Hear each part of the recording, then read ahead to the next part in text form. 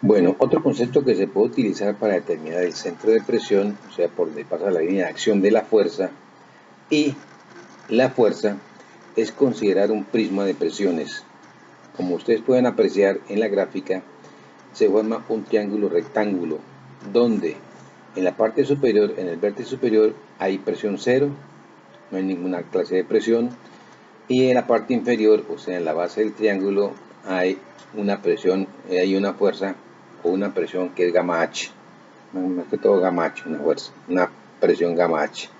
Entonces, esa parte inferior, ese cateto inferior del triángulo rectángulo, tiene un lado que es gamma H, y el otro cateto, que es el cateto vertical, tiene un lado que es H.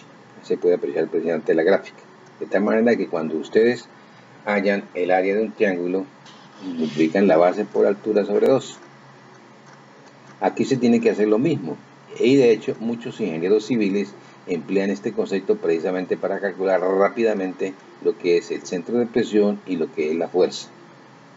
Ellos generalmente trabajan con agua, pero ustedes pueden llegar a trabajar con mezcla de distintos fluidos. Entonces ustedes tienen que determinar el gamma de esa mezcla como peso específico de la mezcla o la densidad de esa mezcla. Ustedes tienen que saber calcular esos valores para poderlos utilizar cuando se calcule, por ejemplo, una fuerza, o saber dónde se puede colocar la fuerza. Ustedes saben precisamente que el centro de gravedad de un triángulo se encuentra o bien a 2/3 de un vértice o bien a 1/3 de la base. Aquí tenemos los catetos, que un cateto vertical y un cateto horizontal, y tenemos la hipotenusa, tenemos el triángulo rectángulo.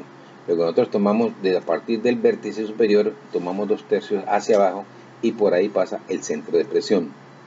O bien tomamos 1/3 hacia arriba y por ahí pasa el centro de presión, o sea, por ahí pasa la línea de acción de la fuerza. Entonces es mucho más fácil calcularlo, porque se puede calcular el centro de gravedad de esa figura que se conforma ahí y determinar la línea de acción, o determinar por dónde pasa la fuerza o dónde se aplica la fuerza. Fíjense que esta fuerza siempre es perpendicular al área que estamos considerando. En este caso, como el área es vertical, la fuerza es completamente horizontal. Y la fuerza se calcula como el peso del líquido que contiene ese prisma. Aquí tenemos, por ejemplo, aquí se puede apreciar un área que es rectangular, y el ancho, que es una dimensión que es constante. El ancho es la dimensión perpendicular al papel, a la diapositiva. Entonces esa dimensión siempre va a ser constante, a no ser que tenga forma, distinta forma, ¿no? Puede tener, por ejemplo, forma redonda, entonces ya esa dimensión no es constante. Entonces hay que calcular un área precisamente de ese círculo o de un triángulo. Pero de todas maneras, ese es el área de la superficie que está en contacto con el fluido, el área que se está tomando.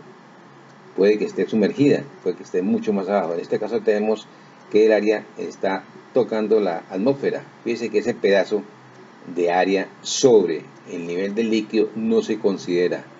Solamente se considera el área que está siendo mojada por el líquido, no más, porque en la parte inferior también hay otro pedazo de superficie que está enterrada y tampoco se va considerando. Entonces, el área que se considera es solamente el área que hace contacto con el fluido. Entonces, si nosotros tomamos un cateto como gamma H y el otro cateto como H, tendremos lo siguiente. Tenemos el área. Entonces el área es igual a gamma H por H sobre 2, que es el lado por el lado sobre 2. Y por el ancho, que vamos a llamar A, minúscula. Entonces tenemos gamma H por H sobre 2 por área. Acomodando esa fórmula, tenemos gamma H por H sobre 2 por gamma.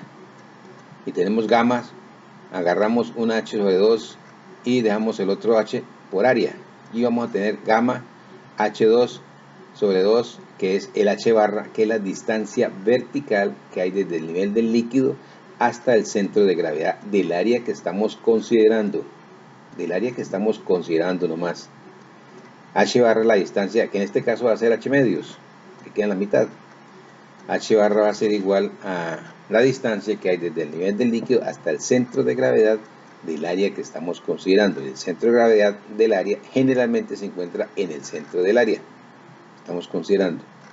Entonces nos queda gamma por H sobre 2 por el área. H por A nos da un área, que es el área que está en contacto con el fluido. Que es el área que estamos tomando.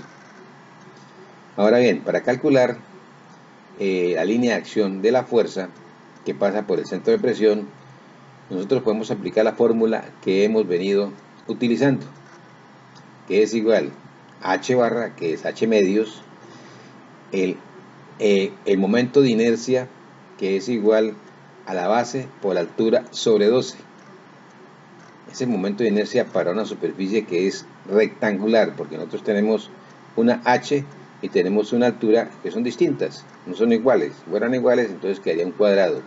Pero aquí estamos tomando una superficie rectangular, en donde la superficie tiene una altura que es H y tiene un ancho que es A.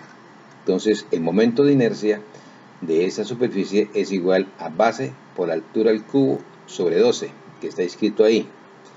Y además queda dividido por Y barra por A. Y barra por A, el área, AA, el área mayúscula, A mayúscula, que es el área. Entonces la fórmula nos queda H medios más A, que es la base, por H, que es la altura, sobre 12. Ese es el momento de inercia. Y el denominador multiplicado por H medios, que es el H barra, y el área, que es A por H, A minúscula por H.